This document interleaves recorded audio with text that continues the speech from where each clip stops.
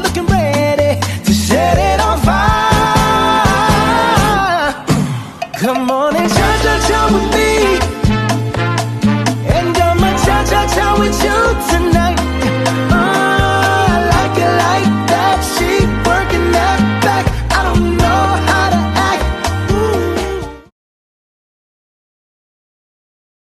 Assalamualaikum warahmatullahi wabarakatuh. Halo semuanya, selamat datang di video tutorial komprehensif mengenai sistem operasi.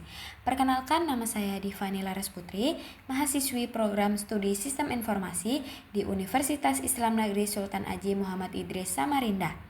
Nah, video ini dibuat untuk memenuhi tugas mata kuliah sistem operasi. Di sini kita akan mengeksplorasi secara mendalam arsitektur dan mekanisme internal sistem operasi, mulai dari konsep dasar hingga implementasi teknisnya. Mari kita langsung masuk ke materi pertama.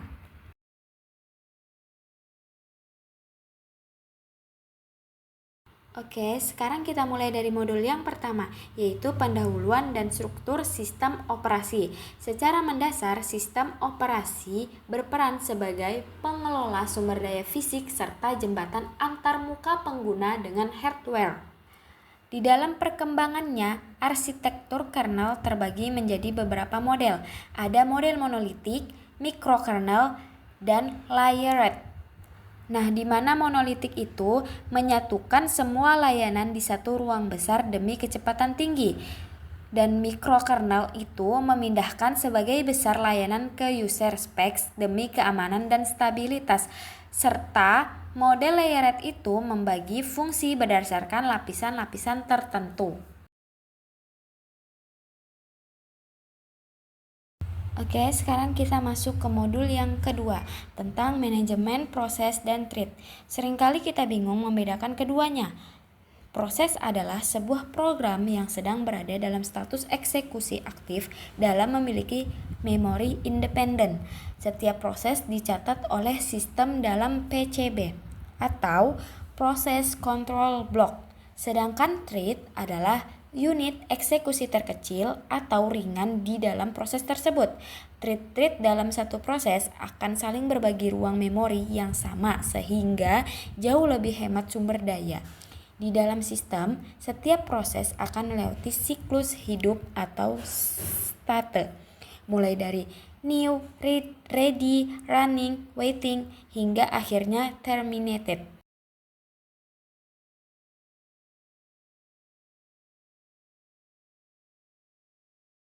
Oke, sekarang kita masuk ke modul yang ketiga, yaitu penjadwalan CPU. CPU scheduling bertujuan untuk mengoptimalkan penggunaan prosesor dan meminimalkan waktu tunggu proses. Nah, di sini ada 3 algoritma utama, yaitu first come dan first served, yang mengeksekusikan sesuai urutan kedatangan. Yang kedua ada shortest job first, yang memilih proses dengan waktu eksekusi terpendek demi meminimalkan waktu tunggu. Serta yang ketiga ada priority scheduling, yaitu mendahulukan proses berdasarkan tingkat urgensinya.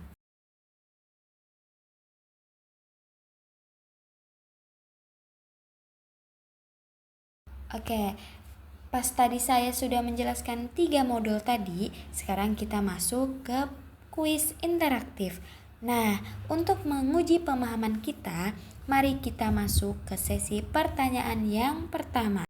Nah, apa sih masalah yang muncul saat proses berprioritas tinggi terus-menerus datang sehingga proses prioritas rendah terabaikan? Apa solusinya? Apa ya solusinya? Oke, kita masuk ke jawabannya. Bagaimana? Sudah tahu jawabannya? Ya, tepat sekali. Seperti yang ditampilkan di slide, masalah tersebut dinamakan starvation atau kelaparan proses. Solusi paling cerdas untuk mengatasi starvation adalah dengan teknik egging. Mekanisme egging ini bekerja dengan bekerja dengan cara meningkatkan skala prioritas suatu proses secara bertahap seiring bertambahnya waktu tunggu mereka di dalam antrian. Dengan begitu, proses yang berprioritas rendah pun pada akhirnya akan mendapatkan giliran untuk dieksekusikan. Oke, sekarang kita bergeser ke modul yang keempat ya teman-teman, yaitu sinkronisasi dan deadlock. Ketika ada banyak proses yang mengakses data bersama secara bersamaan, risiko terjadinya race condition sangat besar. Untuk mencegah data menjadi korup, kita memerlukan sinkronisasi menggunakan perangkat seperti SMAPOR atau mutex guna mengunci area sensitif atau critical section. Di sisi lain, jika proses-proses tersebut saling mengunci sumber daya satu sama lain tanpa ada yang mau mengalah, maka terjadilah deadlock atau macet total.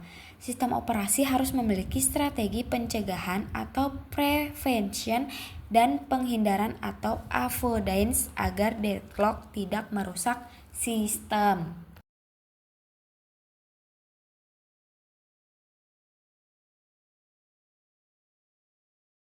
Selanjutnya kita masuk ke modul 5.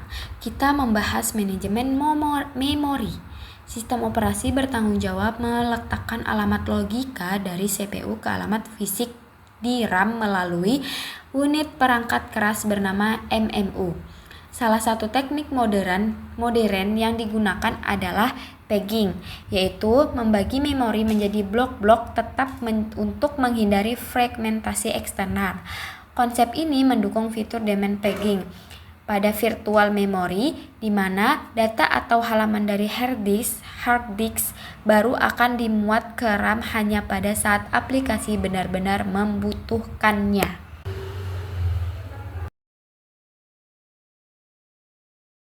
Oke, tadi gara-gara kita membicarakan memori sekunder membawa kita masuk ke modul 6. Karena kecepatan hard disk jauh lebih lambat dibanding CPU, kita memerlukan algoritma penjadwalan disk seperti scan, C-scan, atau look untuk mengoptimalkan pergerakan head pembaca agar pencarian data menjadi lebih cepat.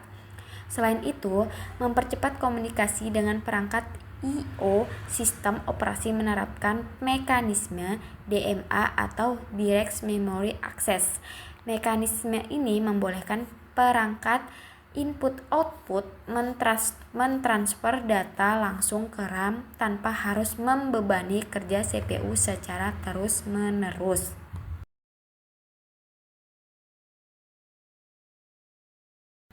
Di modul ke-7 ada sistem berkas atau file system. Nah, di sini kita melihat ya, bagaimana data tersebut disimpan secara logis melalui sistem berkas. Ada 3 metode utama untuk mengalokasikan blok file di dalam disk penyimpanan. Yang pertama ada contiguous, yaitu yang menaruh file secara berurutan sangat cepat namun rawan fragmentasi. Yang kedua ada linked, yaitu menghubungkan antar blok menggunakan rantai pointer. Dan yang ketiga ada index allocation, yaitu mengumpulkan semua pointer alamat ke dalam satu blok indeks khusus.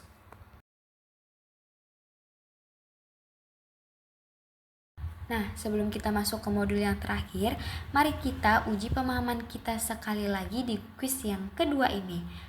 Pertanyaannya adalah, manakah metode alokasi berkas yang paling efisien dalam mendukung random access atau akses acak tanpa menimbulkan fragmentasi eksternal yang parah? Apa ya? Sudah ketemu nggak jawabannya teman-teman? Ya, jawabannya adalah index allocation. Metode index allocation menjadi yang paling efisien untuk random access karena sistem operasi tidak perlu membaca file dari blok pertama secara berantai. Cukup dengan melihat tabel pada blok index, sistem bisa langsung melompat ke alamat blok spesifik yang dituju tanpa membuang waktu dan tanpa menyisakan celah fragmentasi di luar file.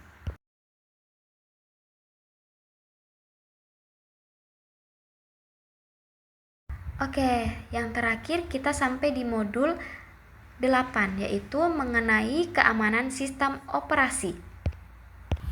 Yang dimana sistem kita selalu diintai oleh berbagai ancaman program jahat atau malware seperti virus yang merusak dengan menempel pada file lain, worm yang menduplikasi diri secara mandiri melalui jaringan, hingga Trojan horse yang menyamar sebagai aplikasi legal.